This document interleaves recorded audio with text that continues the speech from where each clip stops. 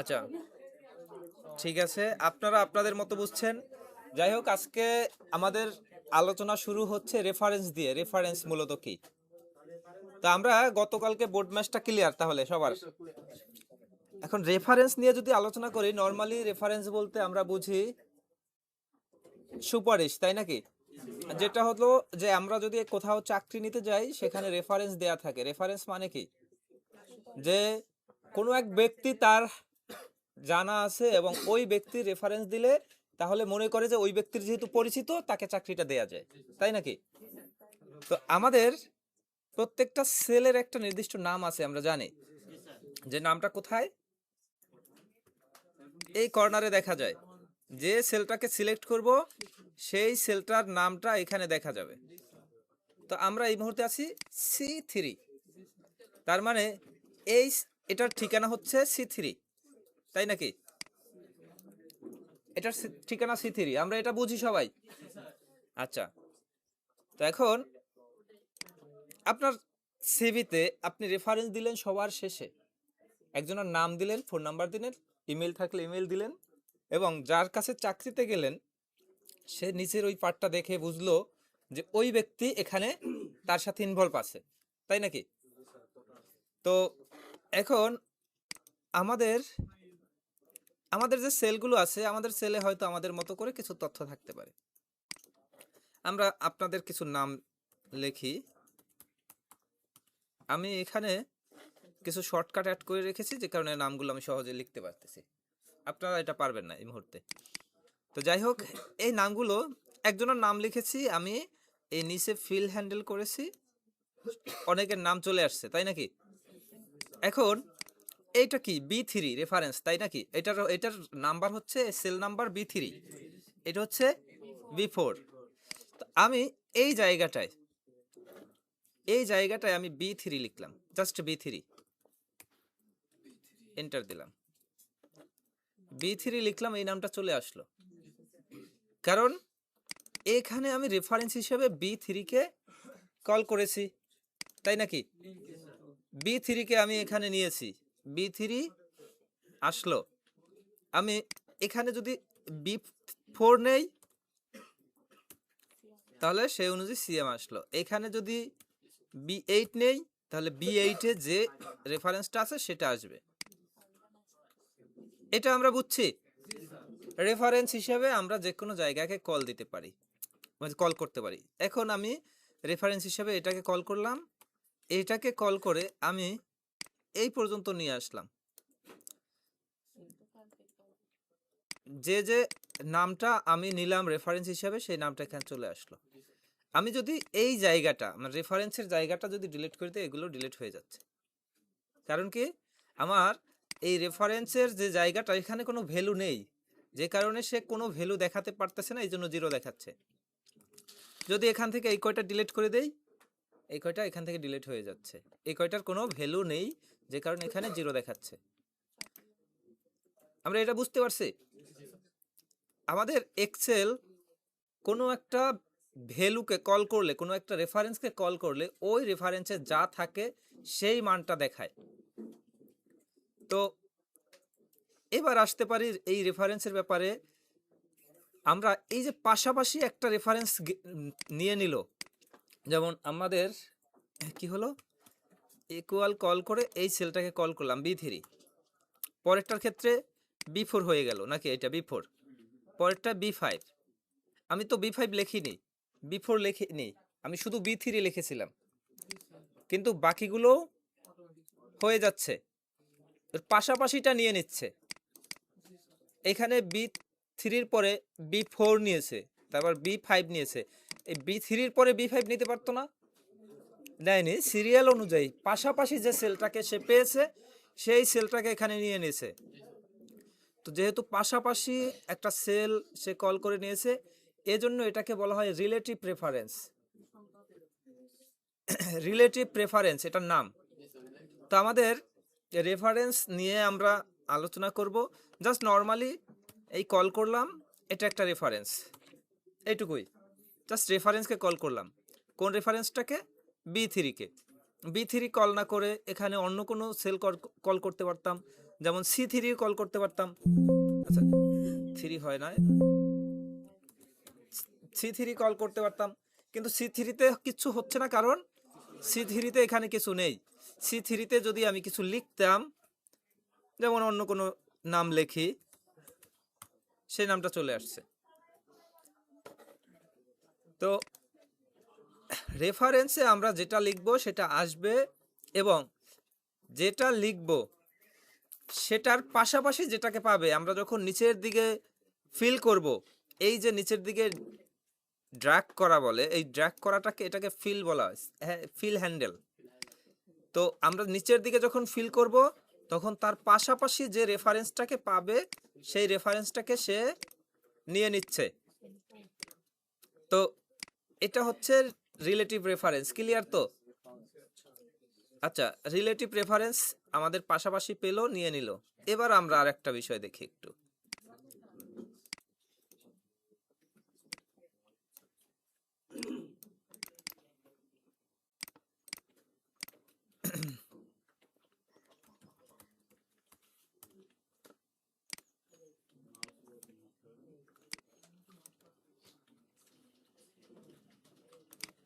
আচ্ছা, এবার আমাদের এখানে কয়েকটা নাম আছে, তাই নাকি? সেম একইভাবে আমরা নিচের দিকেও নিতে পারি। আমরা আপাতত নিচের দিকে নেই, তারপরে আমরা দেখি।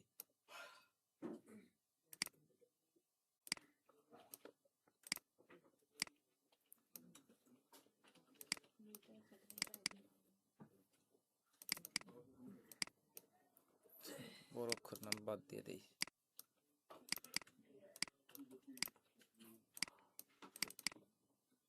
আচ্ছা, এবার আমরা সেম একইভাবে এই রেফারেন্সটাকে একটু কল করি, ইকুয়াল, এটাকে কল করলাম, এন্টার দিলাম। এখানে কোন সেলটাকে নিল? F3। F3-তে আমাদের যে ভ্যালু আছে সেটা এখানে দেখাচ্ছে, আমরা পাশাপাশি নিয়ে নিলাম, সেই অনুযায়ী F4 F5 F6 এভাবে করে দেখাচ্ছে। আমরা এটা ডানে নিয়ে নিলাম, তার পাশাপাশি ডানে যে ভ্যালু আছে, ডানে ভ্যালুর ক্ষেত্রে আমরা একটু অন্যরকম চেষ্টা করি, ডানে একটু ভিন্ন ভ্যালু দেই।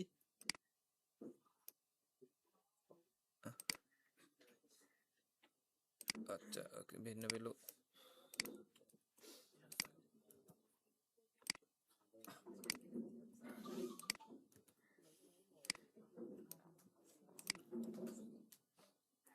ডানে একটু ভিন্ন ভ্যালু দিলাম।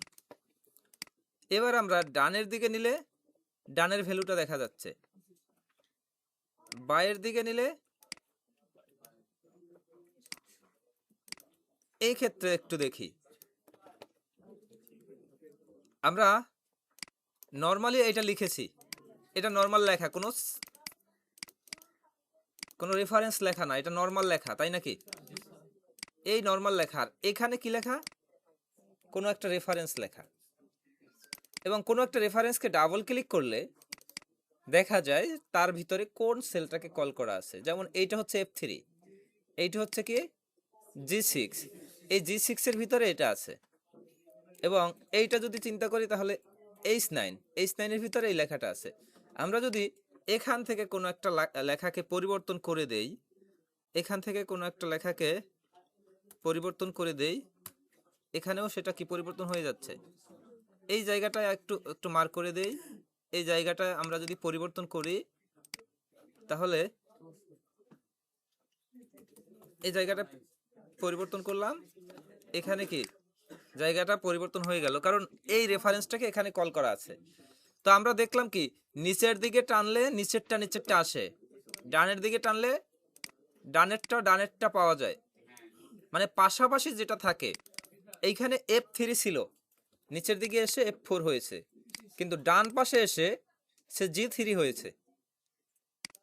F এর পরে এই পাশে আছে G, এই কারণে G হয়েছে, সরি F এর পরে হ্যাঁ G আছে, এই কারণে G হয়েছে। তারপরেরটা কি H হয়েছে। তো আমাদের নিচের দিকে পাশাপাশি যেটা পেয়েছে সেটা হয়েছে, ডানের দিকেও পাশাপাশি যেটা পেয়েছে সেটা হয়েছে। এটা এক্সেলে এভাবেই হবে, এটা হচ্ছে রিলেটিভ রেফারেন্স। আমরা নর্মালি রেফারেন্স বলতে যে কোনো একটা সেলকে বুঝবো, আর রিলেটিভ রেফারেন্স বলতে তার পাশাপাশি যে সেলগুলো আছে সেগুলোকে নিয়ে নিছে অটোমেটিক, এটাকে বুঝবো। তো আমাদের রিলেটিভ রেফারেন্স ক্লিয়ার? আচ্ছা, রিলেটিভ রেফারেন্স আমরা নিলাম।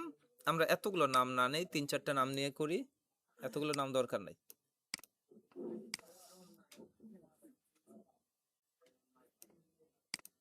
তো এটা আমাদের নর্মাল লেখা ছিল, আমরা এটা একটু বর্ডার দিয়ে নেই তাহলে বুঝতে আর একটু সুবিধা হবে। এবং সেই অনুযায়ী এটা ছিল কিসের উদাহরণ? রিলেটিভ রেফারেন্সের। আমরা এখানে নাম লিখে নেই প্রয়োজনে।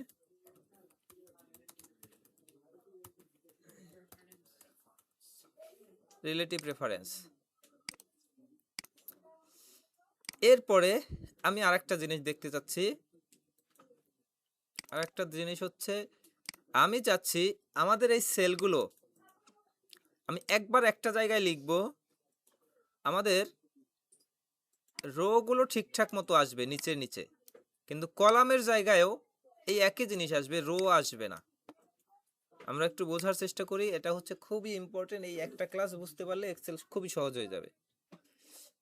আমরা একইভাবে এই সেলটাকে কল করলাম,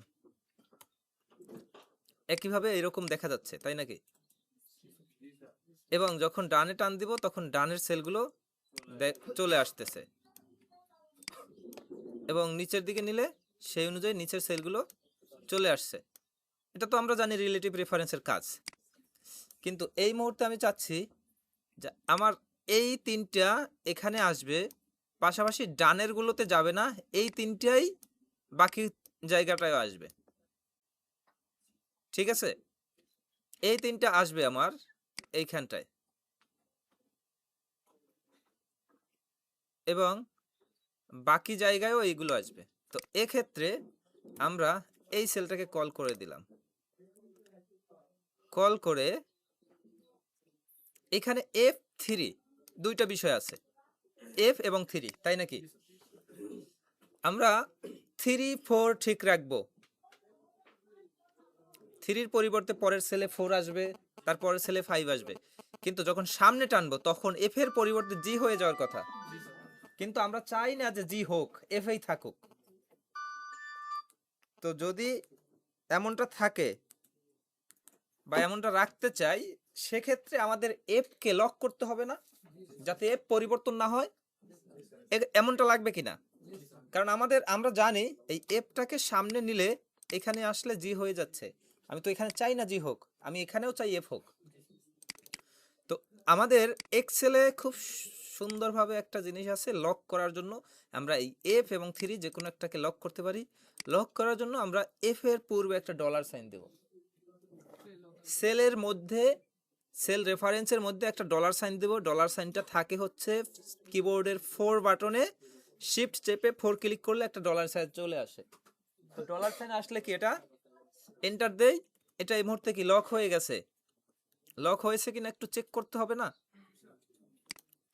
নিচের দিকে নিলাম, নিচে কি ঠিক আছে? এটার মতো করে এখানে এটা যা ছিল এটাও কি তাই চলে আসছে। আমরা একটু ডানে নিলাম, ডানেও একই জিনিস চলে আসছে নিচের দিকে। সেই অনুযায়ী এই জিনিসটা এখানেও আসছে, এখানেও আসছে, এই জায়গাটাও চলে আসছে। এই একটা জিনিস চলে আসছে 3টে জায়গায়। তো এই মুহূর্তে আমাদের এইগুলোর সাথে কি এটা রিলেশন আছে কোনো? এগুলো কি আমি যদি ডিলিট করেও দেই, এখানে কি সব সঠিকভাবে আছে? তো এখানে কি করেছি, শুধুমাত্র একটা কলামকে লক করেছি, তাই নাকি? কলামকে লক করেছি না, আমরা রোকে লক করেছি। রো হচ্ছে 3, 4, 5, এগুলো হচ্ছে rho, R F, G, H, I, J এগুলো হচ্ছে কলাম। তো এই মুহূর্তে কি আমরা কোনো রো আমাদের ঠিকভাবে আসছে, কলাম আমাদের লক হয়ে গেছে, তাই নাকি? হয়েছে কি না? এটাকে বলা হয় কলাম রেফারেন্স। তো এবার আর একটা জিনিস একটু দেখি, এই জায়গাটায় দেখবো সেটা এই জায়গাটা যদি দেখতে যাই, আমরা একটু দেখি মনোযোগ দিয়ে ক্লাসটা, তারপরে আমরা সবাই প্র্যাকটিস করব। এই একই জায়গায় আমি আবার এই সেলটাকে কল করলাম, আমি চাচ্ছি এই নামটা নিচের ঘরেও ওই নামটা আসবে, তার পরের ঘরে ওই নামটা আসবে, ডানে গেলে ডানের নামগুলো ঠিকভাবে আসবে। তো আমি যদি এবার 3 কে লক করি, 3 কে লক করলাম, নিচে গেলেও সে 3 হিসাবে নিচে, যে F3, পরেরটাও F3। যদি ডানে যাই তখন কি সেই অনুযায়ী আসছে, এবং তার নিচেরগুলোতে লক হয়ে আছে, আমাদের এই উপরেরটাই সব জায়গায় আসছে। এই জায়গাটায়, এই জায়গার ক্ষেত্রে আমার কি এই উপরেরটাই সম্পর্কযুক্ত, নিচেরগুলো কি কোনো সম্পর্ক নাই, এগুলো ডিলিট করলেও এখানে কোনো ডিলিট হচ্ছে না, সব ঠিকঠাক আছে। তো এই ক্ষেত্রে এটা হচ্ছে রো রেফারেন্স, এটা গেল কলাম রেফারেন্স, এটা গেল রো রেফারেন্স। তো কলাম এবং রো আমরা বুঝলাম, রিলেটিভটা বুঝলাম। এবার আর একটা জিনিস একটু দেখি, দেখা যাচ্ছে এই জায়গাটায় আমরা একটু কল করি ইকুয়াল, এই ধরেন সুহিনকে কল করলাম, এই সেলটাকে আমি প্রত্যেকটা জায়গায় চাচ্ছি, তো প্রত্যেকটা জায়গায় চাইলে আমাদের দুইটা জায়গায় লক করতে হবে, জি এবং 4 দুই জায়গায়। তো এইটার ক্ষেত্রে আমরা জি এর পূর্বে একটা ডলার সাইন দিতে পারি ম্যানুয়ালি, 4 এর সামনেও একটা ডলার সাইন দিতে পারি, কিন্তু এটার দেওয়ার আর একটা শর্টকাট ওয়ে আছে। শর্টকাট ওয়ে হচ্ছে ফাংশন 4 ক্লিক করা। যাদের ফাংশন 4 আছে বড় কিবোর্ড, তারা তো ফাংশন কিবোর্ড ক্লিক করবে, আর যাদের ফাংশন 4 বাটন ঠিকমতো কাজ করতেছে না, তারা FN বাটন নামের একটা বাটন আছে, FN ক্লিক করে ফাংশন 4টা ক্লিক করবে। তো FN ক্লিক করে যখন ফাংশনটা ক্লিক করলাম, তখন দুইটা ডলার সাইন দেখা যাচ্ছে, এরপরে আমরা এন্টার দিলাম। তো এই মুহূর্তে আমরা নিচে গেলেও ওই একই নাম, সামনে গেলেও ওই একই নাম, মানে সব জায়গায় একটা নাম সব জায়গায় গেছে। আমি এই একটা নাম যদি পরিবর্তন করে মনে করেন অন্য কোনো নাম করে দেই, তাহলে সব জায়গায় কি ওই নামটাই চলে আসবে, কারণ এটা সম্পর্কযুক্ত এই একটা নামের সাথে। আমি একটা ডিলিট করে দিলে এখানে কিচ্ছু থাকতেছে না, বুঝতে পারছি এটা? তো এই যে লকটা হলো, এটাকে বলা হয় অ্যাবসোলিউট রেফারেন্স। সবটাই আবার বুঝাবো, শুধু এটা না।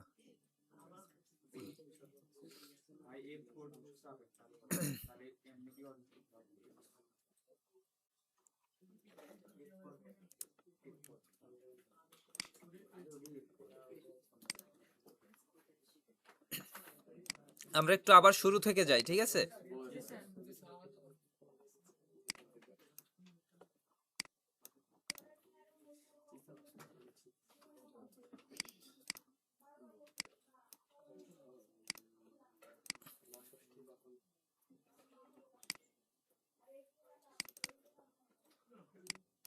আচ্ছা, এইখানে আমাদের কিছু নাম আছে, আমরা নর্মালি এই নামগুলো লিখলাম, যেভাবে আমরা নাম লিখি সেইভাবে এটা লিখেছি, ঠিক আছে? এই নামগুলো আমরা যখন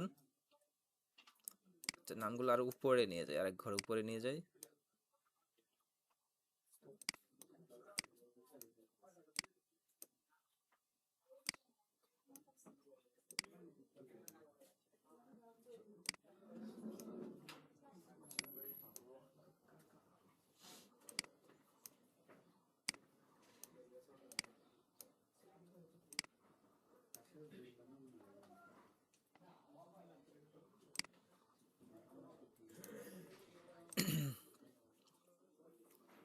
আচ্ছা দেখি আমরা একটু,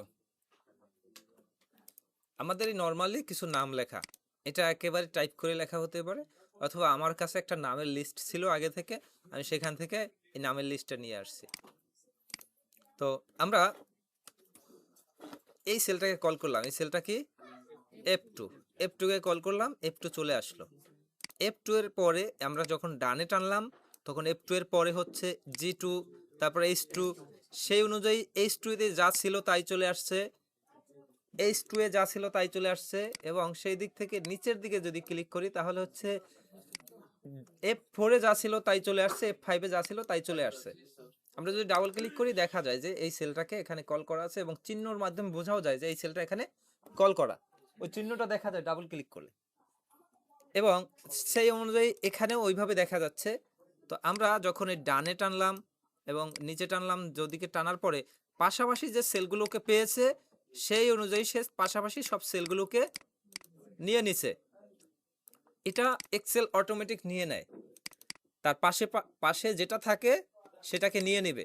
এইটা হচ্ছে এক্সেলের ক্ষেত্রে রিলেটিভ রেফারেন্স, মানে কাছাকাছি যেটা থাকবে পরবর্তীতে ফিল হ্যান্ডেল করলে তারপরেরটা এভাবে করে নিয়ে নেয়।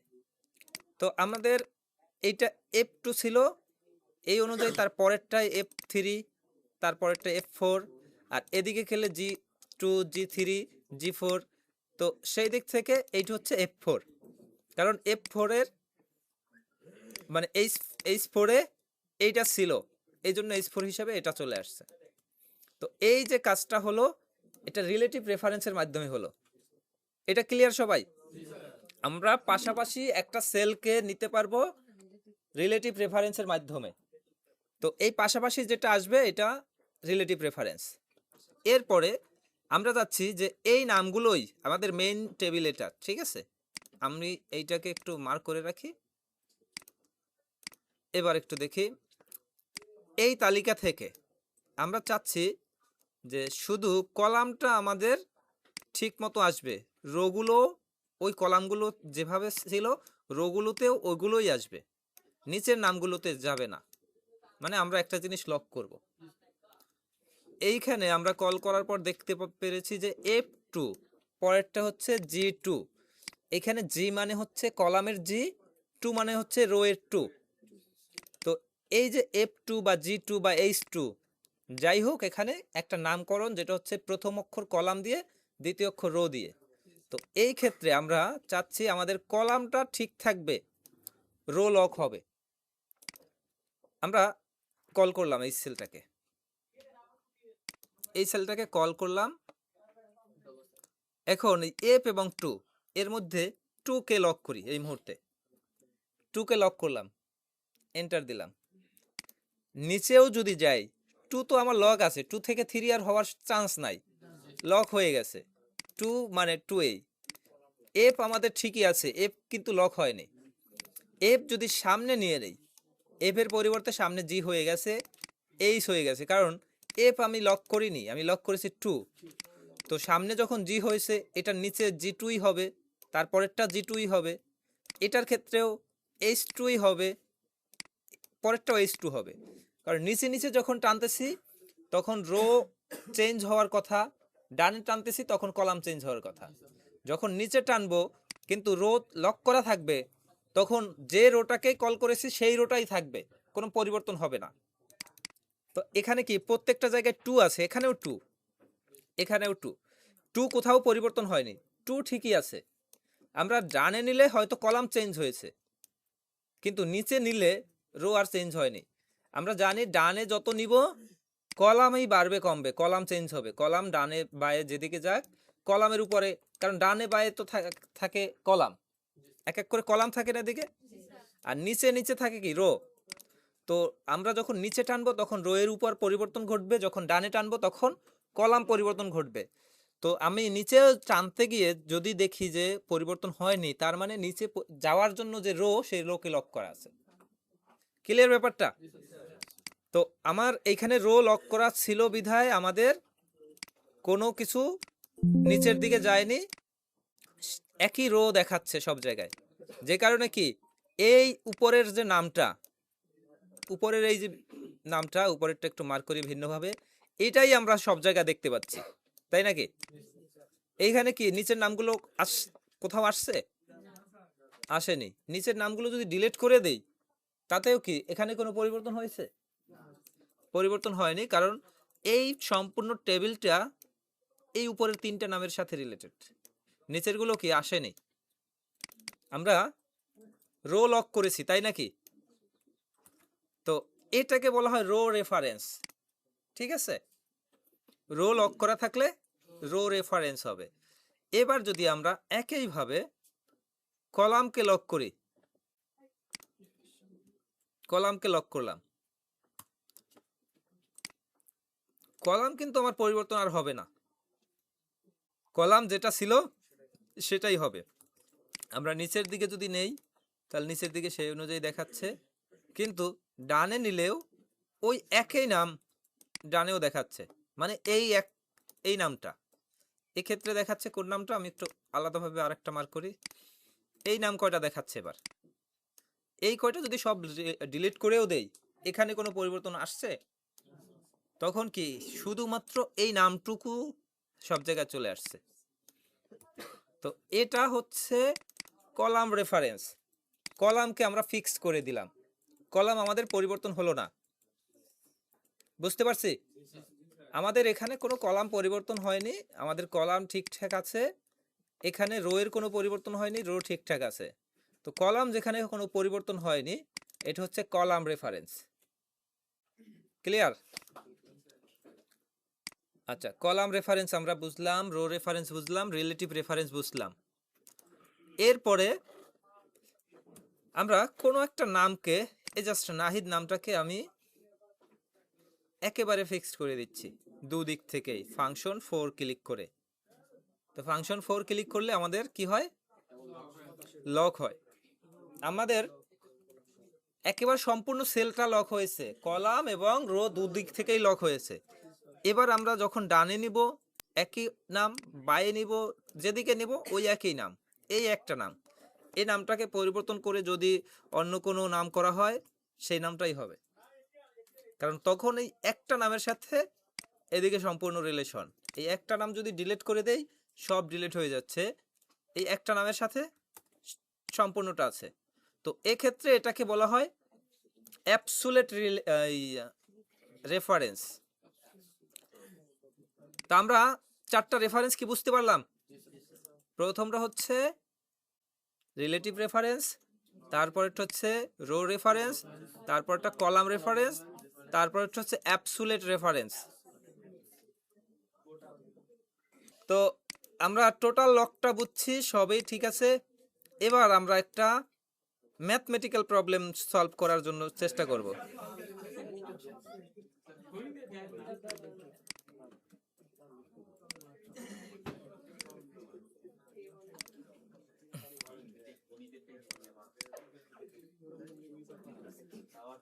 আচ্ছা, এটা তো আমাদের ক্লাস 4 হবে। আমরা ছোট্ট একটা ম্যাথমেটিক্যাল সমস্যা একটু সমাধান করব। এখানে কি আছে? এই দুইটার গুণফল এখানে যাচ্ছে, এইটা এবং এইটার গুণফল এখানে যাচ্ছে। তো যদি সেই দিক থেকে চিন্তা করি তাহলে এই দুইটার গুণফল এখানে আসবে, আবার এই দুইটার গুণফল এখানে আসবে, আবার এই দুইটার গুণফল এখানে আসবে, এবং এইটার গুণফল এইখানে, আর তারপরের গুণফলটা এখানে আসবে। এটা তো বুঝছি সবাই যে এই 10-এর সাথে 1 2 3 4 5 প্রত্যেকটার গুণ হয়ে এইখানে গুণফলটা নামাবো।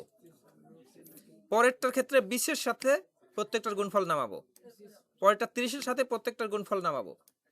মানে বিষয়টা বুঝছি কিনা? তারপরেরটা 40-এর সাথে, তারপরটা 50-এর সাথে। আমরা এই ক্ষেত্রে গুণ করব। নরমালি আমরা কিভাবে গুণ করি? এই সেল গুণ এই সেল। এক্ষেত্রে কি আমাদের 10 গুণফল দেখাচ্ছে ঠিকঠাক, 10 এবং 1 গুণ করলে 10 হয়।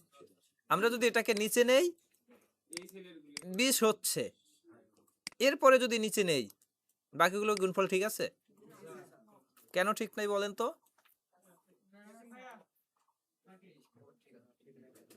আমরা যখন 10-এর সাথে 1-এর গুণ করেছি 10 হয়েছে, আবার 10-এর সাথে 2 গুণ করলে 20 হয়, কিন্তু আবার 10-এর সাথে 3 গুণ করলে তো 30 হওয়ার কথা, 60 হয়েছে। কারণ এই গুণটা কতর সাথে হয়েছে? এই 20-এর সাথে গুণ হয়েছে 3-এর, তারপরেরটাই 60-এর সাথে গুণ হয়েছে 4-এর।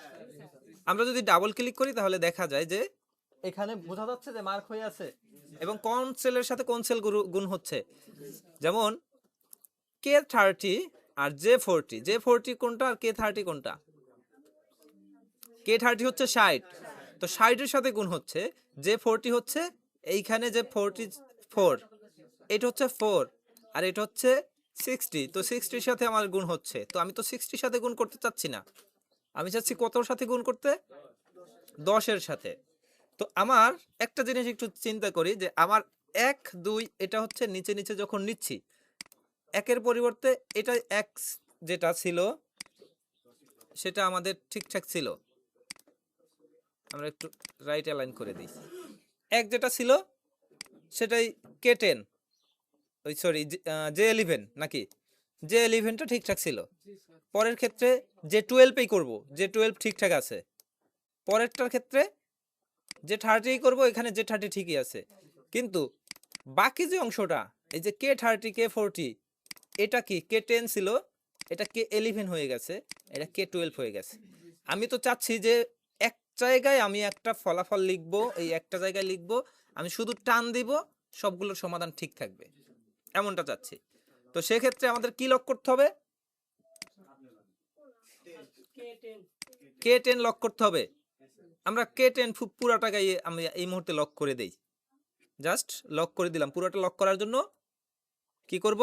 ফাংশন 4 ব্যবহার করব। ওই ফাংশন শিফট 4 ব্যবহার করলে তো আমাদের একটা লক করা যাবে, আমি পুরোটা ব্যবহার করতে চাচ্ছি, এজন্য ফাংশন 4 কল করলাম, আমাদের পুরোটা লক হলো, এন্টার দিলাম।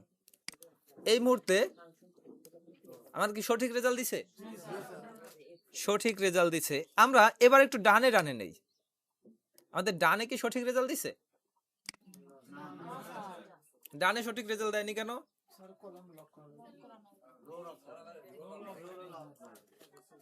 রো লক করব, ডানে টানতে গেলে রো লক করার প্রয়োজন আছে? দেখেন এইখানে কোনটার সাথে কোনটা গুণ হয়েছে? K10 এর সাথে N11 গুণ হয়েছে। আমাদের কি N11 হওয়ার কথা ছিল? কত হওয়ার কথা ছিল? J11 হওয়ার কথা ছিল। তো এই প্রথম যেটা J11 আছে, এই জায়গাটা আমাদের লক করতে হবে। এখন একটু আমি বাকিগুলো ডিলিট করে দেই। আমরা জানি নিচে নিচে ঠিক আছে আপাতত এখন পর্যন্ত, তাই নাকি? আমরা আমাদের কোনটা লক করতে হবে? J11 আমি এই মুহূর্তে লক করতেছি, এন্টার দিলাম। এবার একটু দেখি এমন হয়েছে কেন? আমাদের এমন হওয়ার কথা ছিল? আমরা একটা জিনিস একটু দেখি, ব্যাপারটা একটু বোঝার চেষ্টা করি, বোঝার ব্যাপার কিন্তু। এইখানে K10 ছিল, K10 আমরা লক করেছি, J11 তখন লক করেছিলাম না, মানে তখন যেভাবে ছিল এইভাবে ছিল, এবং নিচে নিচে ঠিক ছিল, নিচে নিচে ঠিক আছে। কিন্তু যখনই আমরা এটাকে সম্পূর্ণ লক করে দিয়েছি, তাহলে কি এই J11 এখানে এসেও তো সেই J11ই রয়ে গেছে, আমাদের তো এখানে হওয়ার কথা J15। তো এক্ষেত্রে আমরা যেটা বুঝি যে এইখানে যে J11 ছিল, এই J11 এর 11টাকে কি লক করা যাবে? 11টাকে কি লক করা যাবে কিনা? 11 যদি লক করি তাহলে তো এই 1টা লক হয়ে যাবে, 11 পরেরটার ক্ষেত্রে 12 আর হবে না, তো আমি 11 এর লকটাকে বাদ দিয়ে দিব, তাই নাকি? শুধু কলাম লক করলাম এই মুহূর্তে, এন্টার দিলাম। এবার কি আমার এটা আপাতত ঠিক আছে, তাই নাকি? এটা ঠিক আছে। এবার যদি ডানে যাই, ডানে কি ঠিক আছে? ডানে ঠিক নেই কেন? তো ডানে ঠিক নেই কেন? আমি একটু ডানে যখন গেলাম তখন এখানে এই যে কলামটা 10, এখানে এসে 50-এর সাথে গুণ হওয়ার কথা, 10-এর সাথে না, এখানে গুণ হওয়ার কথা 40-এর সাথে, 10-এর সাথে না।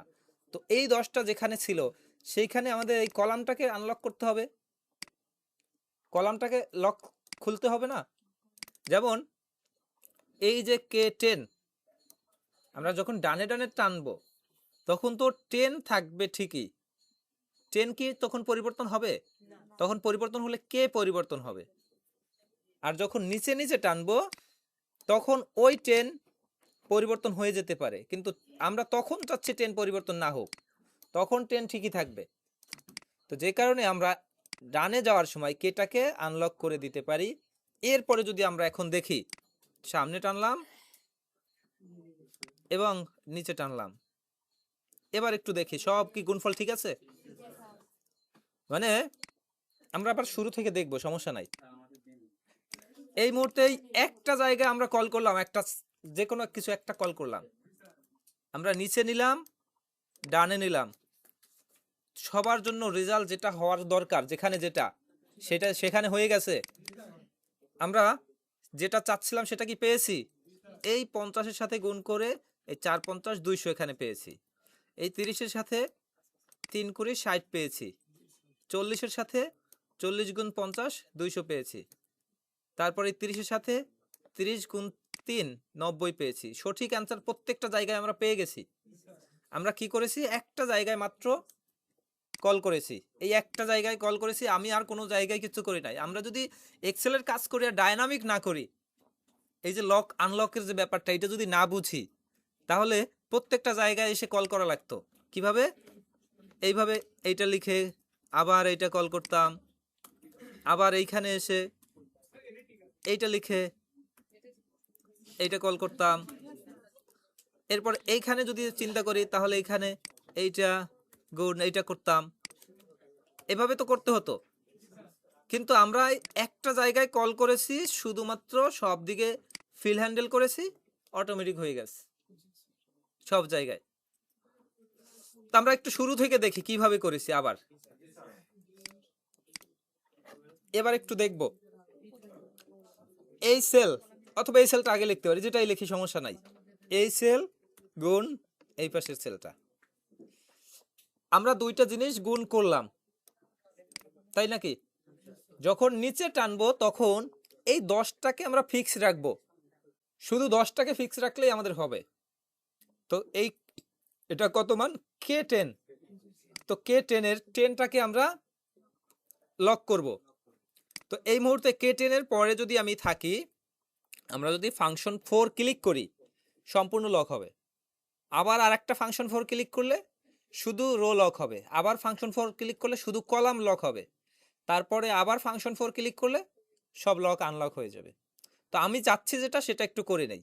এটা চাচ্ছি আমি, তাই নাকি? এটা গেল রো লক। আমি যখন নিচে নিব, তখন এই রোটাকে লক করবে, 10টাকে লক করবে, নট 1টাকে। 1 ঠিকই পরেরটায় গেলে 2 হবে, পরেরটা 3 হবে। তো 1 আছে যে 11 এর ঘরে, যে 11 এর পরে পরেরটায় গেলে যে 12, যে 13, যে 14 হবে। এটা আমি চাচ্ছি। যখন আমরা এটা নিয়ে ডানের দিকে যাব, তখন যে পরিবর্তন হয়ে যাওয়ার কথা, তখন এদিকের উপরের যেটা, উপরেরটা পরিবর্তন হয়ে যে যে K10 এর পরিবর্তে L10 হোক, L10 এর পরিবর্তে M10 হোক, M10 হোক, তারপর N10 হোক, আমার সেক্ষেত্রে কোনো সমস্যা নাই, আমি চাই সেটা হোক। কিন্তু যেও তো পরিবর্তন হয়ে যাবে, কিন্তু আমি যেটাকে তো পরিবর্তন করতে চাচ্ছি না, যে ঠিকই রাখতে চাচ্ছি, কারণ আমরা জের এই তালিকাটাই গুণ করতে যাচ্ছি সব জায়গার থাকে। তো এক্ষেত্রে হবে কি, যে লক, আমরা যেটাকে লক করলাম, তো এক জায়গায় লক করলাম যে, এক জায়গায় লক করলাম 10, দুইটা মিলে এন্টার দিলাম। এরপরে আমরা এটাকে ফিল করলাম সম্পূর্ণ জায়গায়, সব জায়গায় সঠিক রেজাল্ট।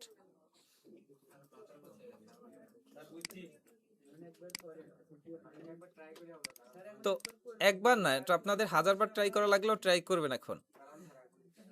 তো এই যেটা করলাম, এখানে রেফারেন্সটা কিভাবে করলাম? একটার ক্ষেত্রে লক করলাম কলাম, একটার ক্ষেত্রে লক করলাম রো। তো দুইটা লকেই আছে একটা জায়গায়, এইটা হচ্ছে মিক্স রেফারেন্স। ক্লিয়ার? তো এইখানে এই তথ্যগুলো দেয়া আছে, আমরা এই তথ্যগুলো অনুযায়ী নর্মালি ব্যালেন্সটা যদি আমাদের না থাকতো, আমরা ব্যালেন্সটা কিভাবে বের করতাম? আমার এটা মনে করি ইনভয়েস ভ্যালু, এটা হচ্ছে পেমেন্ট ভ্যালু। ইনভয়েস ছিল আমাদের এত টাকা, সেখান থেকে পেমেন্ট পাওয়া গেছে এত টাকা, তাহলে বাকি থাকে কত, সেটা আমাদের ব্যালেন্স। তো আমরা ব্যালেন্সটা বের করতে পারি। আমরা এই সেল মাইনাস করলাম এই সেলটাকে, আমাদের যেটা ভ্যালু হলো এটা কি আমাদের এটার ক্ষেত্রে ব্যালেন্স নাকি, বাকিটার ক্ষেত্রেও তো এই ফর্মুলা অ্যাপ্লাই করতে হবে। আমরা কি বাকিটার ক্ষেত্রে ফর্মুলা অ্যাপ্লাই করব? আমরা এটাকে ধরে নিচে নিয়ে যেতে পারি, তাই নাকি? নিচে নিয়ে গেলে আমাদের এটা হবে। তো নিচে নিয়ে গেলে হবে, পাশাপাশি আরো একটা শর্টকাট আছে যেটা আমাদের সব জায়গায় কাজ করবে না, সেটা রিলেটিভ রেফারেন্সের কাজ করবে। যেমন এই জায়গাটায় আমরা যে প্লাস সাইনটা দেখা যায় না, আমরা একটু ডাবল ক্লিক করি প্লাস সাইনে। ডাবল ক্লিক করলে কি নিচ পর্যন্ত চলে আসছে, আমাদের সব জায়গায় একই ফর্মুলা অ্যাপ্লাই হয়ে গেছে। কিন্তু এটা হতো না যদি এমন হতো যে কোনো একটা জায়গায় গ্যাপ আছে, এই যেমন এই একটা জায়গায় গ্যাপ আছে, এবার যদি ক্লিক করতাম এই পর্যন্ত হতো, গ্যাপটা থাকলে দ্বিতীয়তে আর হবে না, তখন কি করতে হবে, তখন টেনে নিয়েই করতে হবে। ক্লিয়ার ব্যাপারটা? এটা কিছু কিছু ক্ষেত্রে টেনে নিয়ে করতে হতে পারে, কিছু কিছু ক্ষেত্রে জাস্ট ক্লিক করলেও হতে পারে। তো ক্লিক করলাম, আমাদের সব জায়গায় ফর্মুলা অ্যাপ্লাই হয়ে গেল। কি ফর্মুলা? এইটা থেকে এটা বিয়োগ করলে কত হয়, তাই নাকি? তো এখন আমরা এটা সবাই করতে পারি, এটা তো কোনো ঝামেলা নাই। এরপরে মনে করেন একটা অপশন দিল যে আপনাদের কাছে এই টাকা পরিমাণ পাওয়া আছে, মানে পাওয়া যাচ্ছে, আপনারা যদি মানে বাকি টাকা এটা, তাই নাকি? আমার যদি একটা সেল ভ্যালু থাকে এত টাকা, সে যদি পেমেন্ট করে এত টাকা, এটা হচ্ছে আমার বাকি টাকা। বাকি টাকা দেওয়ার ক্ষেত্রে আমরা একটু অফার দিলাম যে আপনারা যদি আপনাদের টাকাটা ইনস্ট্যান্ট পেমেন্ট করেন তাহলে 10% কমিশন দিব। হ্যাঁ, হালখাতাই হয়ে গেল। তো তো আমরা ব্যালেন্স পেলাম, আমরা সেখানে 10% তাকে কমিশন দিব যেন সে টাকাটা দ্রুত দেয়। আমরা ম্যানুয়ালি যদি করতে যেতাম তাহলে কিভাবে করতাম? এই 774 গুণ 10% যে টাকাটা হয়, এই টাকাটা আমরা তাকে ছাড় দিব। এই টাকাটা ছাড় দিলে যদি বিয়োগ করি 774 থেকে, তাহলে সে যদি আমাকে 696 বা 697 টাকার মতো দেয় তাহলেই হয়ে যায় নাকি? এইটা আমরা যদি অঙ্কের মাধ্যমে করতে যাই কিভাবে করতে পারি? আমরা অঙ্ক যারা জানি তারা কিন্তু জানি এরকমের যে এইটা মাইনাস, মানে ব্র্যাকেট দিয়ে 1 মাইনাস 10% এবং ব্র্যাকেট ক্লোজ করলে একটা রেজাল্ট পাওয়া যায়। এটা কি জানি কেউ? জানি? তো আমরা এটা কয়েকটা ওয়েতে করতে পারি। আমরা কয়েকটা ওয়ের ভিতরে একটা ওয়ে একটু দেখি। এই সেল ইনটু 10% একটা ভ্যালু হবে এখানে, এন্টার দিলে দেখা যাচ্ছে ভ্যালুটা। আমরা এন্টার দেওয়ার আগে চলে যাই, এই যে ভ্যালুটা আছে এই ভ্যালুটার সাথে বিয়োগ হবে, মানে 774 থেকে এই ভ্যালুটা বিয়োগ হবে, তাই নাকি? তো যদি তেমনটা করতে যাই তাহলে এই সেল কল করলাম, এইটা 774 কল করলাম, বিয়োগ ব্র্যাকেট ওপেন, আবার এই সেল ইন্টু 10% ব্র্যাকেট ক্লোজ। আমরা এটা বুঝছি কিনা? এটা যদি ক্লিক করি তাহলে যে ভ্যালুটা দেখা যাচ্ছে এটা কি আমাদের এই 10% বাদ দিয়ে যে ভ্যালুটা এটা নাকি? এটা যদি নিচ পর্যন্ত নিয়ে যাই তাহলে যার যেটা ভ্যালু হওয়ার কথা সেভাবে ভ্যালু হয়ে গেছে। ভ্যালু কি আসলে হয়ে গেছে? হয়েছে কিনা? সবার জন্য একই ফর্মুলা, তাহলে কি হয়েছে? তো এটা এখন আমাকে বলা হলো যে 15% করো, তখন কি করতে হবে? এটাকে এসে 10-এর জায়গায় 15 করে আবার সব জায়গায় এরকম করতে হবে, সবার ক্ষেত্রে 15 করতে হবে তখন নাকি? তো আমি চাচ্ছি যে সবার ক্ষেত্রে 15 না করে আমি এই পার্সেন্টেজটাকে বাইরে কোথাও কল করব, সেখানে পরিবর্তন করলে ওইখানে পরিবর্তন হয়ে যাবে, এমনটা চাচ্ছি করতে। তো এবার কিভাবে করব দেখি। এই সেল মাইনাস ব্র্যাকেট ওপেন, এই সেল ইনটু কত, যে কোনো একটা পার্সেন্ট, এই পার্সেন্টটাকে আমরা কল করে দিলাম, 10%ই আছে, 10%টাকে কল করে ব্র্যাকেট ক্লোজ করলাম, এন্টার দিলাম। আমাদের এখানে কি সঠিক রেজাল্ট দিছে? পরের ক্ষেত্রে কি সঠিক রেজাল্ট দিছে? কেন দেয়নি বলেন তো, কেন দেয়নি?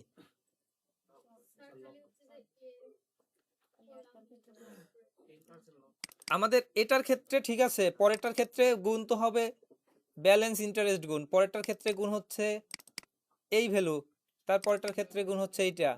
তো আমাদের F1 লগ দেয়া লাগবে। এইটা বুঝতে পারেন নাই কে, যে F1 লক করতে হবে। F1 মানে কি? এই F1 মানে হচ্ছে এই 10%, এই 10% তো এটার ক্ষেত্রে আমাদের 10% হওয়ার কথা, 0% না, এই 10% হওয়ার কথা। তার মানে F1 আমাদের লক করতে হবে। F1 যদি আমরা লক করি, এরপরে যদি আমরা এটাকে নিচ পর্যন্ত নিয়ে যাই, তাহলে কি সঠিক রেজাল্ট সবার ক্ষেত্রে দিচ্ছে? তো এই যে F1টা লক করতে হবে, মানে এই 10%টাকে লক করতে হবে, এইটা যদি আমরা বুঝতে পারি তাহলে আমাদের সবকিছুতে সহজ হবে। আমরা এটা যদি লক না করতাম তাহলে কি সঠিক রেজাল্ট সবার কাছে দিত? এখন এইখানে 10-এর পরিবর্তে যদি আমি 20% চাই, 20 ক্লিক করে দিব, সবার জন্য 20% হয়ে গেছে। এখানে যদি 5% চাই, 5 লিখে দিব, সবার জন্য 5% কমিশন হয়ে গেল। আমাদের কি ফর্মুলার ভিতর কোনো পরিবর্তন আর লাগলো? আমাদের যদি ফর্মুলার ভিতরে পার্সেন্টেজটা দিতাম তাহলে প্রত্যেকটা জায়গায় এসে পরিবর্তন করতে হতো। তা আমরা এটা বুঝতে পারছি যে 10% দিব না 15% দিব নাকি কত দিব, এটা ক্লিয়ার? আচ্ছা, তো এরপরে একটা বিষয় নিয়ে একটু দেখি, এই পাশে আছে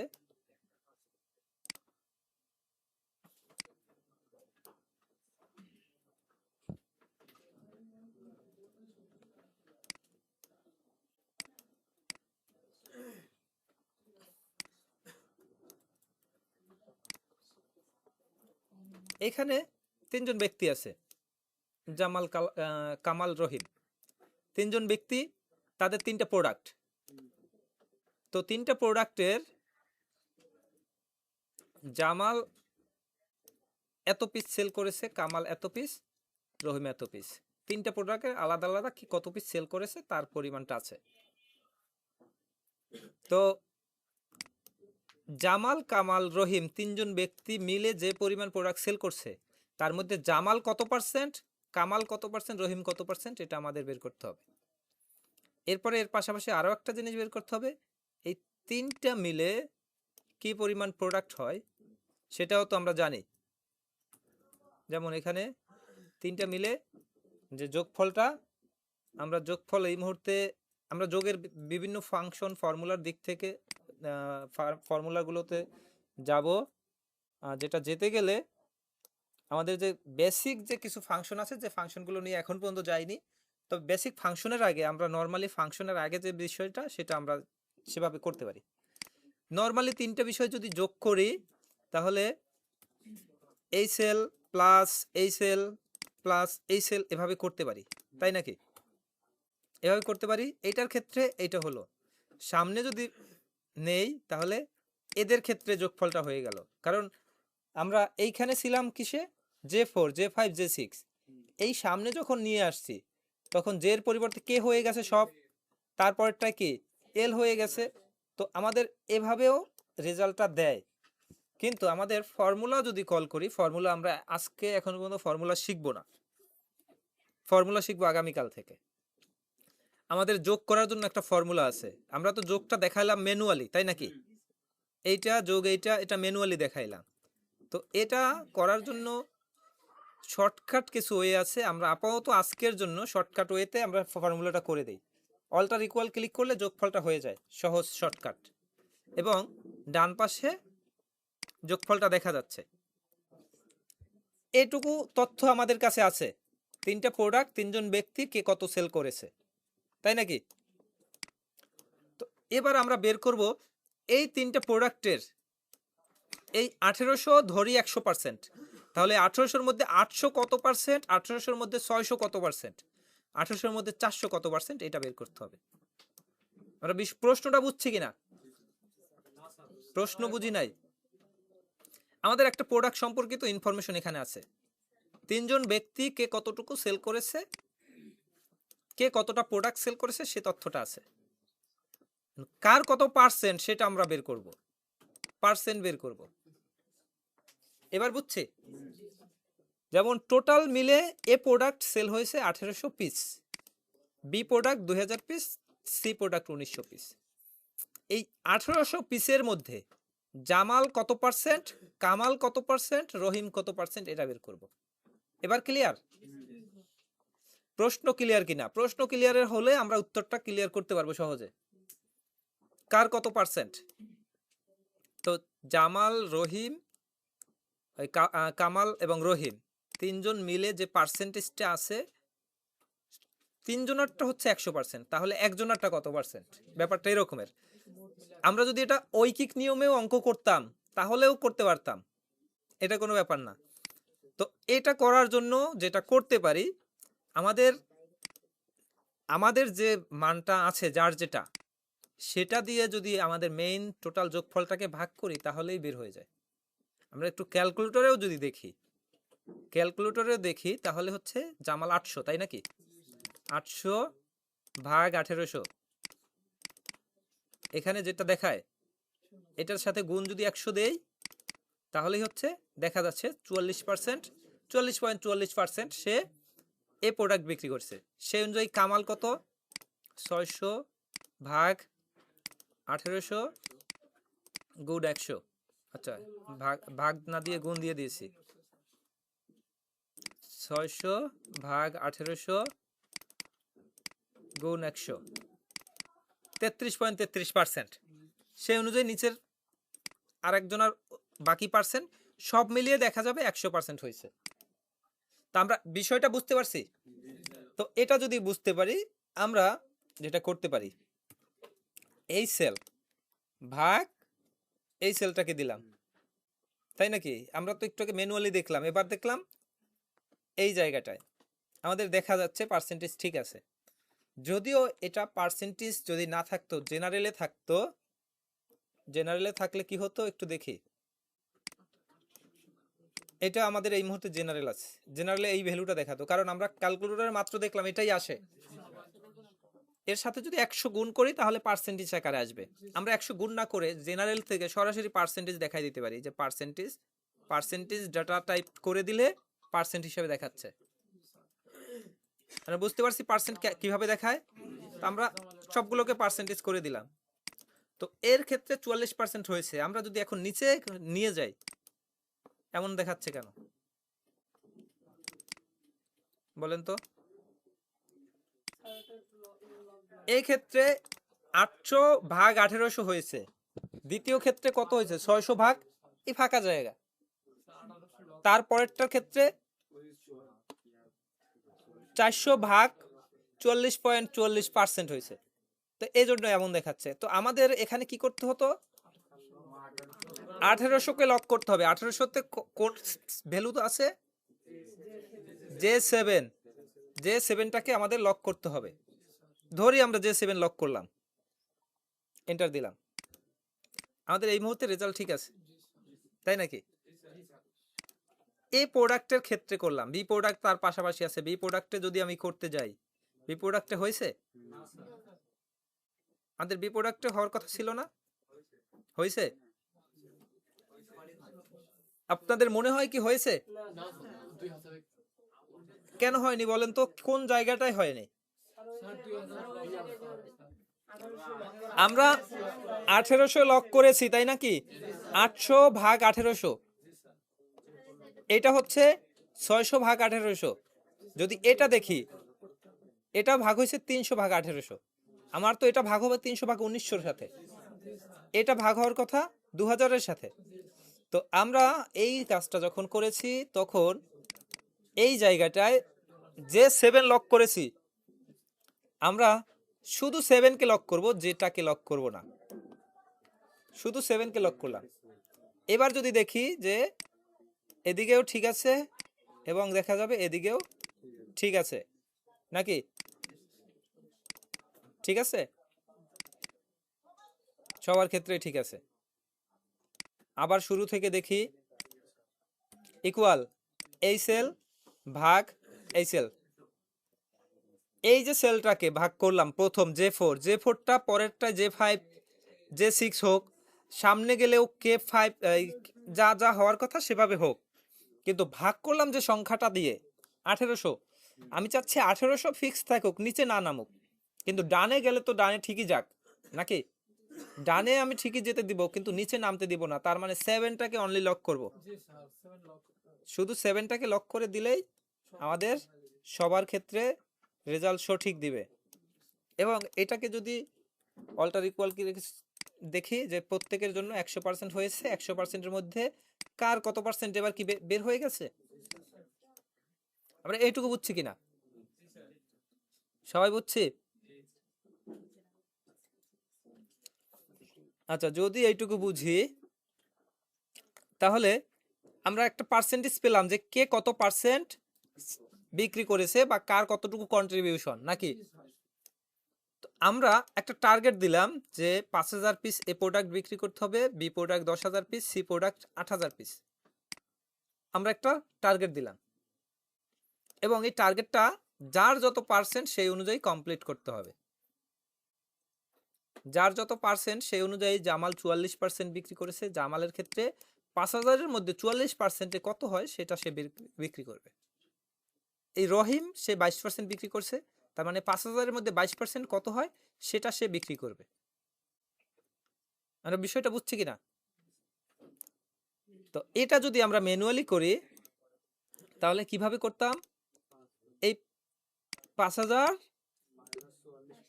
গুণ 44%, 44.44%, আচ্ছা 500 দিছি, যাই হোক 100 গুণ করে দিই তাহলে হয়ে যায়, 100 না 10 গুণ করলে, 10 গুণ করলে হয়ে যায় 2222টা প্রোডাক্ট জামালের বিক্রি করতে হয়, সেই হিসেবে বাকিদেরকেও এভাবে গুণ করতে হবে, তাই নাকি? তো আমরা টার্গেট আমাদের 5000, আমাদের কার কত পার্সেন্টেজ অনুযায়ী দিব সেটা এখানে দিচ্ছি, ইকুয়াল এই সেল ইনটু এই গুণটাকে, মানে যার যার পার্সেন্টেজটা দিয়ে দিলাম। পার্সেন্টেজ কি আমি এবার ঠিকঠাক নিতে যাচ্ছি সবার ক্ষেত্রে, কিন্তু এই 5000 ফিক্স রাখতে চাচ্ছি। 5000 আছে কোন সেলে, J40 আমি ঠিক রাখবো, জের পরিবর্তে কে হলে সমস্যা নাই, কিন্তু 40 আমি ফিক্সড রাখবো, 40-কে আমি লক করে দিলাম, এন্টার দিলাম। এবার কি যে যত প্রোডাক্ট সেল করবে দেখা যায় এই 5000 কি মিলছে, এই 10,000 তার মিলছে, 10,000 ভিতরে এই ব্যক্তি 3000 বিক্রি করা লাগে, এই ব্যক্তি 3000 লাগে, এই ব্যক্তি 4000, সব মিলিয়ে 10,000, যার যেটা যে পার্সেন্টেজ দেওয়া দরকার সেভাবে কি হয়েছে প্রোডাক্টের। তো আমরা এখানে কি দেখলাম যে আমাদের পার্সেন্টেজ অনুযায়ী হোক আর অথবা প্রোডাক্ট অনুযায়ী হোক, আমরা কোন জায়গায় কলাম ফিক্স করব, কোন জায়গায় রো ফিক্স করব, এই ব্যাপারটা আমরা এখানে দেখলাম, তাই নাকি? আমরা প্রত্যেকটা জায়গায় আমরা কি করেছি, একটা জায়গায় ফর্মুলা কল করেছি, অনলি একটা জায়গায়, সব ডিলিট করে দিই। এখানে কি একটা জায়গায় ফর্মুলা কল করেছিলাম, একটা, আচ্ছা এটা সম্পূর্ণ ডিলিট করা তো ঠিক হয় না,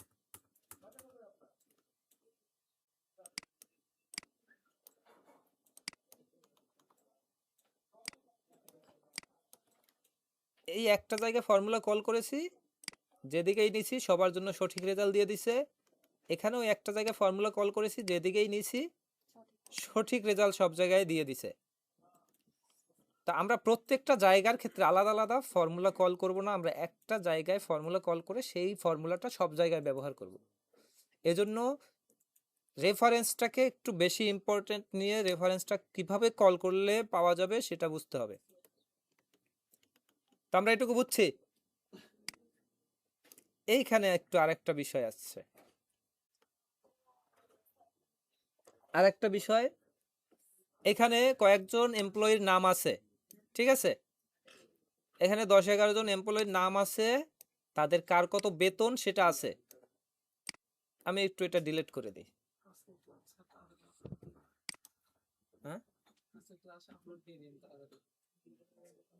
এইখানে একটা স্যালারি আছে, কার কত স্যালারি, এবং টোটাল একটা মিলে একটা পরিমাণ স্যালারি হয় 6,80,000 টাকা। যার যত স্যালারি সেই স্যালারি অনুযায়ী টোটাল স্যালারি কত। এখন আমরা বের করতে যাচ্ছি টোটাল স্যালারির এইটা কত পার্সেন্ট, এইটা কত পার্সেন্ট, কার কত পার্সেন্ট স্যালারির, সব মিলিয়ে 100%। তাহলে সেই 100%-এর মধ্যে এর কত পার্সেন্ট, এর কত পার্সেন্ট, এটা আমরা বের করতে চাচ্ছি, তাই নাকি? এটা বের করার ওয়ে কি? এটা বের করার ওয়ে হচ্ছে আমাদের যার যে স্যালারি সেটা দিয়ে ভাগ করতে হবে টোটাল স্যালারিকে, তাহলেই বের হবে নাকি? তো যদি আমরা এই জায়গাটায় সেটা করতে যাই তাহলে ইকুয়াল এই সেল ভাগ টোটালটা 13% দেখাচ্ছে। আমাদের পরেরগুলো কি সঠিক রেজাল্ট দিচ্ছে? কারণ কি এইটা লক করিনি, এটা আমি টোটাল এই মুহূর্তে লক করে দিই, একদম ফুল লক করে দিলাম। এবার কি সবার জন্য কার কত পার্সেন্ট সেটা দেখালো, যদি সব মিলিয়ে কত পার্সেন্ট হয় সেটা দেখি, 100%। তো এটা আমরা কি করলাম, টোটালের উপর ডিপেন্ড করে করলাম নাকি? এবার যদি টোটালটা না থাকতো তাহলে তাহলে কি হতো? কারণ টোটাল দিয়ে ভাগ করেছি, টোটালের ঘর তো নেই। তো এবার আমরা কিভাবে করব? টোটাল তো আমাদের নেই, সবার স্যালারি যোগ করে টোটাল আমাদের লাগবেই, তাই তো? টোটাল ছাড়া আমরা করতে পারবো না, টোটাল ছাড়া করতে পারবো না, কিন্তু তারপরেও কিছু শর্টকাট আমাদের এখানে আছে, টোটাল ছাড়া আমরা করতে পারি। আমরা এই কিভাবে করতে পারি এটা আমরা পরবর্তীতে শিখব, কিন্তু এই মুহূর্তে যে বিষয়টা শিখি সেটা হচ্ছে একটা ট্রিক্স, যেটা হলো এই সম্পূর্ণ ক্লিক করলাম আমরা, সম্পূর্ণ ক্লিক করার পরে একটা চিহ্ন কি দেখা যাচ্ছে, এই চিহ্নটা, এই চিহ্নটা এটাকে বলা হয় কি যেন, কুইক অ্যানালাইসিস মনে হয়, হ্যাঁ কুইক অ্যানালাইসিস, কুইক অ্যানালাইসিস বা এর শর্টকাট হচ্ছে control Q. Control Q click করলে এটা চলে আসে, অথবা এটার উপর ক্লিক করলে এটা চলে আসে। এটা চলে আসলে এখানে অনেক অপশন আছে, আমরা কাজের ক্ষেত্রে এই অনেক অপশনগুলো দেখব। তো আপাতত টোটালের ঘরটায় যাই, টোটালের ঘরে গেলাম, আমাদের অ্যাভারেজ, কাউন্ট, টোটাল, রানিং, সাম, অনেক অপশন আসছে। যাই থাকুক, এই অ্যারো সাইনে আরেকটা ক্লিক করি, বাম পাশে আরেকটা অ্যারো সাইন দেখা যাচ্ছে, এই অ্যারো সাইনে ক্লিক করলাম। এরপরে কি দেখা যাচ্ছে, রানিং, সাম, অ্যাভারেজ, কাউন্ট, পার্সেন্টেজ, টোটাল। আমরা পার্সেন্টেজ টোটালটাকে জাস্ট একটা ক্লিক করে দিলাম, আমাদের কি অটোমেটিক পার্সেন্টেজটা চলে আসছে,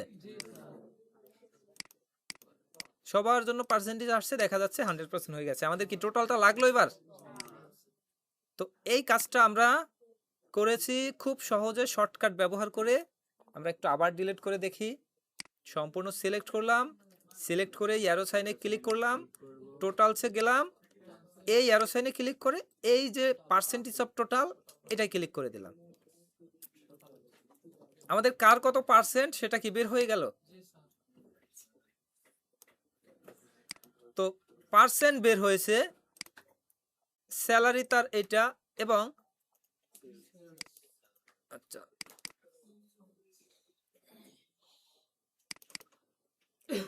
এইখানে হচ্ছে তার একটা সেলসের পরিমাণ, সেলস সে কত পার্সেন্ট করেছে, সেই সেলসেরও একটা পার্সেন্টেজ আমরা এখানে বের করতে পারি। সেলসের টোটালটা এখানে আছে, টোটালটা কি সব যোগ করলে টোটালটা পাওয়া যায়, সেই টোটাল অনুযায়ী কার কত পার্সেন্টেজ সেটা এখানে কি বের করা আছে। এই পার্সেন্টেজটা যদি আমরা বের করতে চাই অটোমেটিক করতে পারি, ম্যানুয়ালি করতে পারি। যদি অটোমেটিক করতে চাই তাহলে এই কুইক অ্যানালাইসিসের মাধ্যমেও টেবিল এখান থেকে পার্সেন্টেজ অফ টোটাল বের করে ফেলতে পারি খুব সহজে। আর যদি এটা না করি ম্যানুয়ালি করতে চাই তাহলেও হবে, ম্যানুয়ালি করতে গেলে হবে কি, আমরা একটু ডিলিট করলাম, ডিলিট করে ম্যানুয়ালি বের করতে গেলে এই সেল ভাগ টোটালের এই সেলটা, টোটালটাকে লক করতে হবে, ব্র্যাকেট ক্লোজ, ব্র্যাকেট এখানে দরকারও নাই, এন্টার দিলে সবার জন্য সঠিক রেজাল্ট এখানে দেখাচ্ছে। সব মিলিয়ে কি 100% নাকি? তো এখানে আমাদের অঙ্কের কিছু দেখি নাই, এই যেটুকু দেখেছি এটাকে অঙ্ক বলা যায় না, কিন্তু আমরা বুঝতে পারছি কিনা। এই যোগ বিয়োগ গুণ ভাগ পার্সেন্টেজ বের করা এগুলো আমাদের সবার জানার কথা নরমালি। কাস্টম লিস্ট দেখব, কাস্টম লিস্ট তৈরি করার সিস্টেমটাও দেখব। আমরা যদি এখানে জানুয়ারি লিখি, জানুয়ারি লিখলাম, আমরা নিচের দিকে নিলে আমাদের অক্টোবর নভেম্বর ডিসেম্বর আবার জানুয়ারি ফেব্রুয়ারি ভাবে শুরু হচ্ছে। যদি এটা ডানের দিকে নেই, ডানেও শুরু হচ্ছে। এটা গেল জানুয়ারির ব্যাপারে। আমরা যদি স্যাটারডে সানডে শুধুমাত্র 3টা অক্ষর লিখলাম, আমাদের সেই অনুযায়ী কি হচ্ছে? যদি ফুল নামটা লিখি,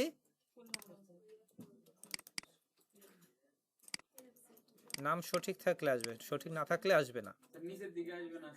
হ্যাঁ, নিচের দিকেও আসবে। তো যদি কেউ ভুল ক্রমে কোন একটা বানান ভুল লিখি, যেমন ধরেন স্যাটারডে, আরটা না লিখে এভাবে লিখলেন, তাহলে কি আর আসবে? তাহলে আসবে না। তো এরপরে জানুয়ারি ফেব্রুয়ারি দেখলাম, এরপরে আমি যেটা দেখি, যেমন একটা নাম লিখলাম, আপনাদের কি নামগুলো চলে আসলো? যেমন আপনাদের নাম কি আছে? মিতু নামটা লিখলাম, এই নামটা চলে আসলো, তাই নাকি?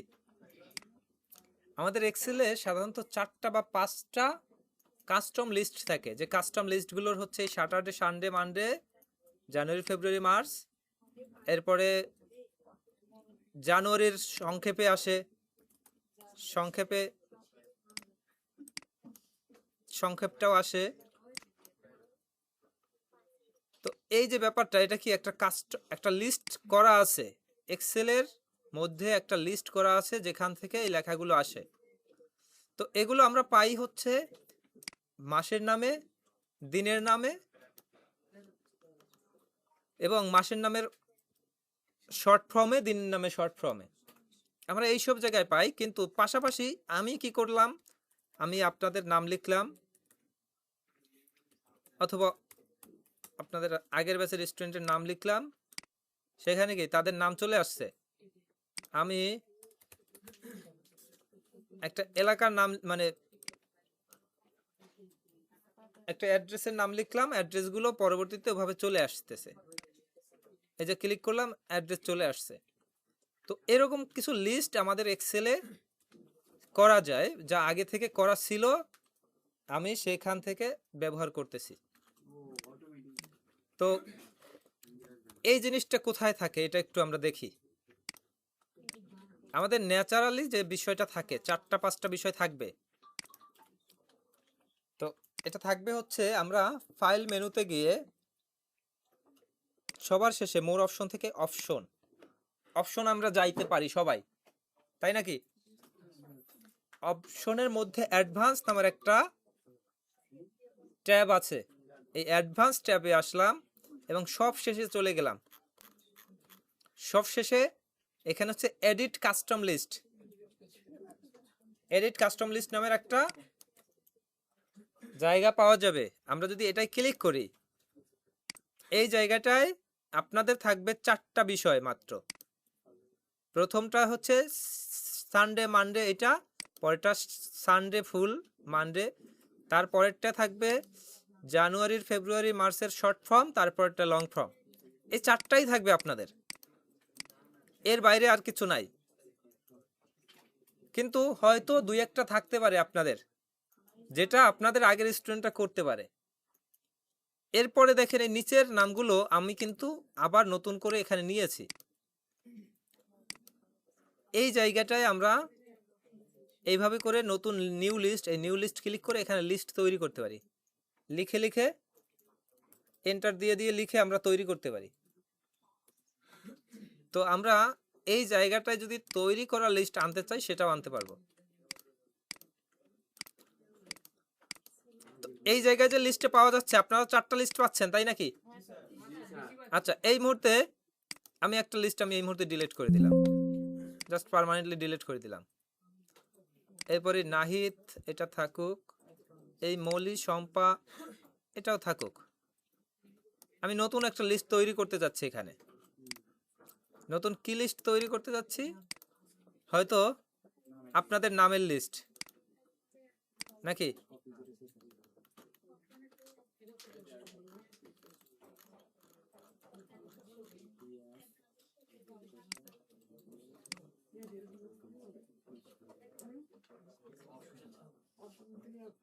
আমরা একটু কাস্টম লিস্ট তৈরি করাটা দেখি তাহলে নাকি? আমাদের এখানে এই নামগুলো যদি আমরা ম্যানুয়ালি লিখে লিখে কাস্টম লিস্টের ভিতরে দেই সেক্ষেত্রেও হবে, কিন্তু ম্যানুয়ালি এগুলো লিখে দিতে দিতে অনেকটা সময় লাগতে পারে নাকি? তো এজন্য কি করব, আমরা এই ফাইল থেকে অপশনে যাব, অপশনে গিয়ে অ্যাডভান্স থেকে কাস্টম লিস্টে যাব। এই যে এডিট কাস্টম লিস্ট, এই এডিট কাস্টম লিস্টে এই জায়গায় অনেক লিস্ট আছে। এই 4টা নর্মালি থাকে, পরে আমি অ্যাড্রেসের জন্য একটা লিস্ট তৈরি করেছি, পরে এই নাহিদ নাম দিয়ে, আর একটা হচ্ছে আপনাদের এই ব্যাস নামে। তো এইগুলো বাদে আমি যেটা চাচ্ছি আমার নাম সহ যে নামের লিস্ট আছে ওইটাকে চাচ্ছি। তো ওইটাকে আমি এখানে নিব নাকি? এজন্য এই যে অ্যারো সাইন আছে, এই যে অ্যারো সাইনটা, এই অ্যারো সাইনটা ক্লিক করব। এই অ্যারো সাইনে ক্লিক করে যে লোকেশনটুকু নিতে চাচ্ছি সেইটুকু সিলেক্ট করে দিলাম। এটা কি একটা রেফারেন্স সিলেক্ট করলাম, কত থেকে? E3 থেকে E26 পর্যন্ত, এবং এইটা কিন্তু ফিক্স হিসাবে দেখাচ্ছে, এখানে ফিক্সড দেখাচ্ছে তাই নাকি? E3 থেকে ফিক্সড হয়ে E26 পর্যন্ত ফিক্সড দেখাচ্ছে। এবং এখানে ক্লিক করলাম ইম্পোর্ট। ইম্পোর্ট ক্লিক করার পর এখানে একটা তালিকা ইম্পোর্ট হয়ে গেছে। ইম্পোর্ট আমরা বুঝি কথা, ইম্পোর্ট শব্দের অর্থ বুঝি। তো সেই ইম্পোর্ট বলতে এখানে নামগুলোকে নিলাম। আমি যদি নর্মালি লিখে দিতাম তাহলে হতো। এখানে আমি ইম্পোর্ট করে জাস্ট অ্যাড ক্লিক করলাম, অ্যাড ক্লিক করে ওকে ক্লিক করে দিলাম এবং আবার ওকে। তো এই মুহূর্তে আমার কোনো লিস্ট আর দরকার নাই, আমি সব ডিলিট করে দেই। এই মুহূর্তে আমি আমার নামটাও যদি লিখি, এরপরে যদি আমি এটাকে ফিল করি, বাকি নামগুলো এভাবে চলে আসছে মাঝখান দিয়ে। যেমন ধরেন মাঝখান দিয়ে আমি নাইম কথাটা লিখি, নাইমের নামটা এরপর থেকে চলে আসবে। মানে আমরা একটা লিস্ট তৈরি করলাম, যে লিস্টের যে কোনো একটা নাম ব্যবহার করে ফিল করলে ওই নামগুলো চলে আসবে। যেমন আমরা জানুয়ারি ফেব্রুয়ারি মার্চ লিখি, মার্চ থেকে যদি ফিল করি April May June July August এভাবে চলে আসবে।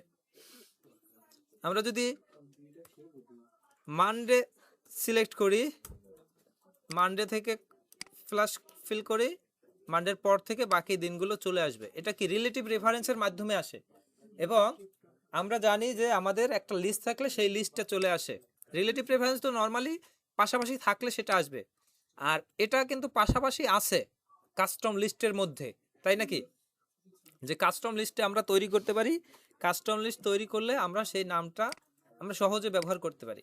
যেমন আপনাদের কাজের ক্ষেত্রে আমি যেটা করব, নেম, ডিস্ট্রিক্ট, এনআইডি, মোবাইল, এরপরে হচ্ছে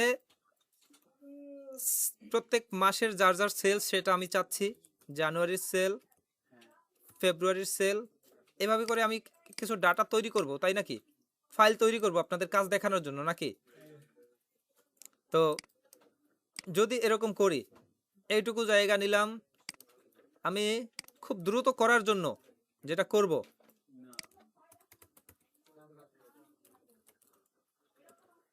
মোবাইল নাম্বার যে কোনো একটা কিছু দিয়ে দিব। এরপরে যেটা আমি করব আর কি, এই যেটুকু করছি এইটুকুকে নিচ পর্যন্ত নিয়ে নিব, এটাকে আমি র্যান্ডম ডাটা নিয়ে নিলাম এখানে। আমি খুব দ্রুত এই কাজটা করে আপনাদের এখন এখান থেকে বিভিন্ন ফর্মুলা ফাংশন এখানে অ্যাড করে দেখাবো নাকি? এই সব জায়গায় ফর্মুলা ফাংশন অ্যাড করব।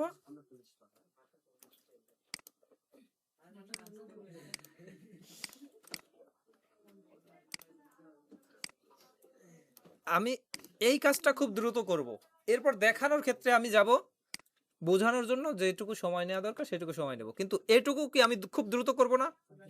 এটুকুর জন্য যদি আমি 15 মিনিট সময় নেই, 10 মিনিট সময় নেই, তাহলে কি আপনাদের শেখাইতে পারবো? কিন্তু এইটুকুর জন্য কি আমি সময় নিলাম মাত্র 1 মিনিট, আমার কি অনেক ডাটা রেডি। তো এটা হচ্ছে আমরা যারা শিখাবো বা আমরা যারা শিখাই তাদের জন্য এই শর্টকাট, এটা আপনাদের জন্য না। Very good decision.